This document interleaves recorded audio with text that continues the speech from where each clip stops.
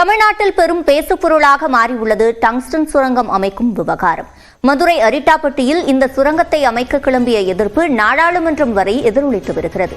இதற்கான பின்னணி காரணம் என்ன என்பதை அங்கிருக்கும் செய்தியாளர் வெற்றியிடம் கேட்கலாம். வெற்றி, இந்த விவகாரத்தை பொறுத்தவரையில் மக்கள் எதனால் எதிர்ப்பு தெரிவித்தனர்? இது நாடாளுமன்றம் வரை எதிரொலித்தது எப்படி? பின்னணியை விளக்குங்கள்.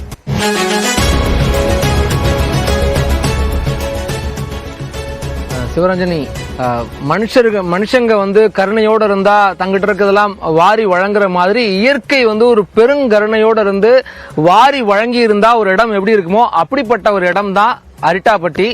இந்த அரிட்டாப்பட்டி கிராமத்துல 7 பாறை மலைகள், அந்த மலைகள்ல கிபி 7ஆம் 8ஆம் நூற்றாண்டை சேர்ந்த குடைவரை சிவன் கோயில், சமணர் சிற்பங்கள், தமிழ் பிராமி கல்வெட்டுகள், இப்படியெல்லாம் ஒரு பக்கம் தொன்மை வரலாறு சார்ந்த சான்றுகள் ஒரு பக்கம், இன்னொரு பக்கம் எங்கேயும் இல்லாத அளவுக்காக தொடர்ச்சியாக ஒரு 100க்கும் மேற்பட்ட வற்றாத நீர் ஊற்று, 72 நீர்நிலைகள், 250 அரிய பறவை இனங்கள், இப்படி அரிய பூச்சி இனங்கள், இவ்வளவு தூரம் ஒரு பன்மைய சூழலியல் ஒரு பக்கம், வரலாற்று தொன்மை ஒரு பக்கம், இந்த ரெண்டும் சேர்ந்தனாலதான் இந்த இடத்தை பயோடைவர்சிட்டி ஹெரிடேஜ் சைட், பாரம்பரிய பல்லுயிர் சூழலியல் தளம் அப்படின்னு தமிழக அரசு அறிவிச்சாங்க.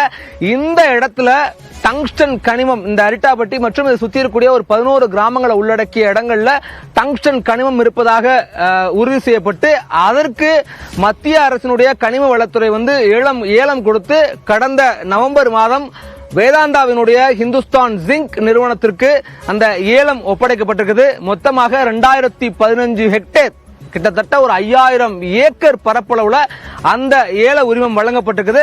அதன் காரணமாக ஒரு மிகப்பெரிய அளவுக்கு அந்த சுரங்கம் அமைக்கப்பட்டால் இங்க இருக்கக்கூடிய பாறைகள்ல இருந்து வெட்டி எடுத்து பாறைகள்ல இருந்து தான் டங்ஸ்டன் கனிமத்தை எடுக்க முடியும்.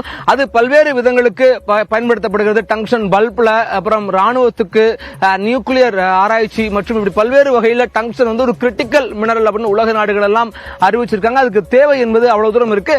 அப்படி மினரல் எடுக்கக்கூடிய பட்சத்துல அது இங்க இருக்கக்கூடிய பன்மைய வரலாற்று சூழலுக்கு ஒரு மிகப்பெரிய அளவுக்கான அழிவை உருவாக்கும் அப்படின்னு இந்த மக்கள் சொல்றாங்க. மிக முக்கியமாக இங்க இருக்கக்கூடிய வேளாண் நிலங்கள் அழியும், முழுக்க பாசனம் நடக்குது, விவசாயம் நடக்குது, அது முழுக்க அழியும், மக்களுடைய வாழ்வாதாரம் அழியும், உயிர் சூழலே அழியும் அப்படிங்கிற ஒரு ஆபத்து இருக்கக்கூடிய நிலையில தான் இதுக்கு மிகப்பெரிய எதிர்ப்பு இந்த மக்கள் எல்லாம் எதிர்ப்பு தெரிவிக்கிறாங்க.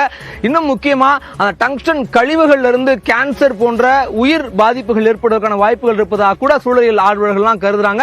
அப்படியான சூழல்ல தான் இந்த மக்களுடைய தொடர் எதிர்ப்புகள் மூலம் கிராம சபை கூட்டங்கள்ல தீர்மானம் நிறைவேற்றுறாங்க. அந்த தீர்மானம் சட்டமன்றம் வரைக்கும் சென்று அங்கும் சிறப்பு தீர்மானம் நிறைவேற்றப்பட்டு அது மத்திய அரசுக்கு அனுப்பப்பட்டு நாடாளுமன்றத்தில் அது விவாத பொருளாக மாறி இருக்குது. இப்ப இருக்கக்கூடிய நிலையில மக்கள் வைக்கக்கூடிய 3 முக்கியமான கோரிக்கை என்னன்னா, மத்திய அரசு வழங்கிய ஏல உத்தரவை ரத்து செய்யணும். 1. 2வது, இந்த பகுதி முல்லை பெரியாறு பாசன பகுதி, இந்த பாசன பகுதிகளை பாதுகாக்கப்பட்ட வேளாண் மண்டலமா அறிவிக்கணும். 3வது, மதுரை முழுக்க 80 குன்றங்கள் இருக்குது, மிகப்பெரிய தொல்லியல் சான்றுகள் இருக்கு, எனவே மதுரையவே ஒரு தமிழ் பண்பாட்டு மண்டலமா அறிவிக்கணும் ஆகிய ஒரு 3 கோரிக்கைகளை முன்வச்சுதான் மக்கள் அவங்களுடைய போராட்டத்தை தொடர்ந்து நடத்திக்கிட்டு இருக்காங்க. சிவரஞ்சனி, அரிட்டாப்பட்டியின் பசுமையான சூழலோடு நீங்களும் இன்று பொருந்தி போயிருக்கிறீர்கள். மக்களுக்கான தீர்வு முறையாக கிடைக்கும் என்று நம்பலாம். விவரங்களை வழங்கியமைக்கு நன்றி.